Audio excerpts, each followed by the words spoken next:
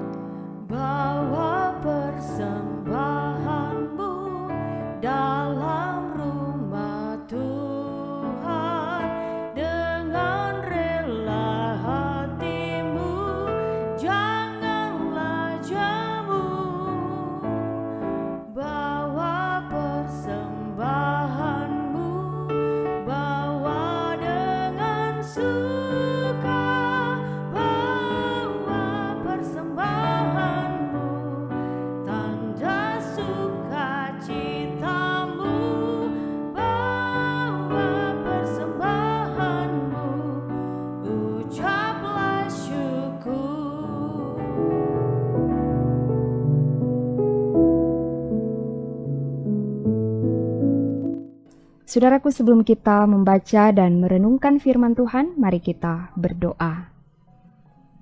Kami bersyukur kepadamu ya Tuhan, karena kami boleh menikmati hari yang baru ini. Dan mengawali seluruh aktivitas kami menikmati hadirat Tuhan dalam persekutuan ini, dan kami mau membaca, mendengarkan, merenungkan firman Tuhan. Tuntunlah kami dengan kuasa Roh Kudus, agar supaya firman Tuhan yang diberitakan benar-benar boleh menjadi berkat dalam kelangsungan hidup kami. Dalam nama Tuhan Yesus kami berdoa. Amin. Saudaraku, kita akan membaca bagian Alkitab yang menjadi perenungan di hari ini dalam Sakaria pasal 11 ayat 12 dan 13. Demikian bunyi firman Tuhan. Lalu aku berkata kepada mereka, jika itu kamu anggap baik, berikanlah upahku, dan jika tidak, biarkanlah. Maka mereka membayar upahku dengan menimbang 30 uang perak. Tetapi berfirmanlah Tuhan kepadaku, serahkanlah itu kepada penuang logam, nilai tinggi yang ditaksir mereka bagiku. Lalu aku mengambil ke-30 uang perak itu dan menyerahkannya kepada penuang logam di rumah Tuhan. Demikian pembacaan Alkitab dan tema renungan di hari ini, upah bekerja yang benar.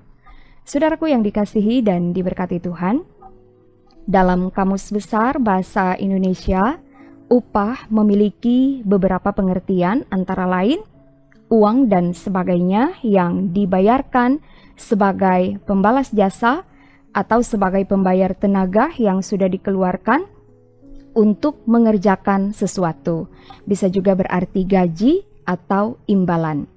Setiap orang yang bekerja patut mendapat upah, karena itu merupakan hak seorang pekerja. Nah saudaraku, firman Tuhan hari ini di ayat yang ke-12 menyebutkan bahwa Nabi Sakaria meminta upah yang layak menurut penilaian para pedagang domba atas pekerjaan yang sudah dilakukannya. Dan mereka memberi upahnya sebanyak 30 uang perak. Pada zaman itu, 30 uang perak adalah harga seorang budak. Kita bisa bandingkan dalam Keluaran 21 ayat 32. Ini adalah jumlah yang kecil dan tidak sesuai. Ungkapan nilai tinggi yang ditaksir mereka bagiku adalah sebuah ironi, sindiran, karena yang sebenarnya terjadi, mereka membayar dengan harga terendah. Karena itu Tuhan Allah memerintahkan kepada Sakaria supaya menyerahkan uang itu kepada penuang logam di rumah Tuhan. Perintah ini keras karena mengandung arti campakkanlah, lemparkanlah, atau buanglah. Ini menunjukkan ketidaksenangan Tuhan Allah atas penilaian mereka yang rendah, yang bukan semata-mata ditujukan kepada Sakaria, tapi kepada Tuhan Allah sendiri.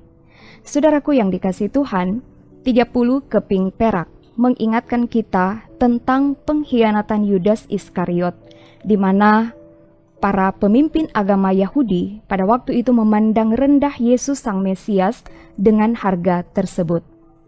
Mereka menempatkan Yesus pada tingkat seorang budak yang tidak berharga. 30 uang perak ini adalah tanda meremehkan, memandang rendah, tidak menghargai, menghina, bahkan penolakan terhadap Tuhan. Karena itu, uang tersebut dianggap uang cemar yang tidak dapat dipakai dalam rumah Tuhan. Saudaraku yang dikasihi Tuhan, firman Tuhan hari ini mengingatkan kita. Pertama, sebagai orang yang memberi pekerjaan kepada orang lain atau yang disebut majikan, tuan, atau bos, berilah penilaian yang objektif kepada setiap orang yang bekerja pada kita. Hargailah mereka dan berilah upah yang pantas mereka terima sesuai dengan kinerja mereka, baik dalam bentuk materi berupa uang atau benda, ataupun pujian dan berbagai bentuk apresiasi lainnya. Yang kedua, sebagai pekerja kita diingatkan, apapun pekerjaan yang Tuhan percayakan kepada kita, kerjakanlah itu dengan sepenuh hati. Kerjakan dengan giat dan rajin, berdedikasi, dan bertanggung jawab, sambil mengimani bahwa apa yang dikerjakan adalah untuk Tuhan, dan dari Tuhanlah kita akan menerima upah. Dan yang ketiga, berilah persembahan yang terbaik untuk Tuhan, sebagaimana pujian tadi mengingatkan kita bahwa persembahan ke rumah Tuhan dengan rela hati. Berilah dengan sukacita tanpa paksaan, agar persembahan itu berkenan di hadapan Tuhan. Karena sesungguhnya persembahan itu adalah tanda syukur kita atas segala berkat Tuhan. Dan Dia sudah memberi yang terbaik untuk kita, terutama keselamatan yang telah dianugerahkannya melalui pengorbanan Kristus. Amin. Mari kita berdoa. Segala pujian, hormat, dan syukur kami persembahkan kepadamu ya Tuhan, karena kami boleh mengikuti renungan harian keluarga di hari ini. Diberkatilah setiap pribadi dan keluarga yang boleh beribadah bersama-sama, dan biarlah kami akan selalu ingat ketika kami diberi kesempatan, dipercayakan oleh Tuhan untuk bekerja, kami bekerja dengan giat dan rajin, karena sesungguhnya kami mengimani Tuhanlah yang akan memberikan upah kepada kami. Dan tuntunlah kami semua, supaya dalam melaksanakan tugas, tanggung jawab pelayanan dan pengabdian kami melakukan itu dengan penuh tanggung jawab. Terima kasih ya Tuhan, diberkatilah kami semua di sepanjang hari ini, dan biarlah damai sejahtera Tuhan akan selalu melingkupi kehidupan kami. Dalam nama Tuhan Yesus, kami berdoa bersama doa Bapa kami.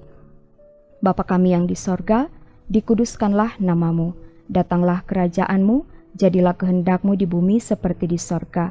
Berikanlah kami pada hari ini makanan kami yang secukupnya, dan ampunilah kami akan kesalahan kami, seperti kami juga mengampuni orang yang bersalah kepada kami. Dan janganlah membawa kami ke dalam pencobaan, tetapi lepaskanlah kami daripada yang jahat, karena Engkaulah yang mempunyai kerajaan dan kuasa dan kemuliaan sampai selama-lamanya.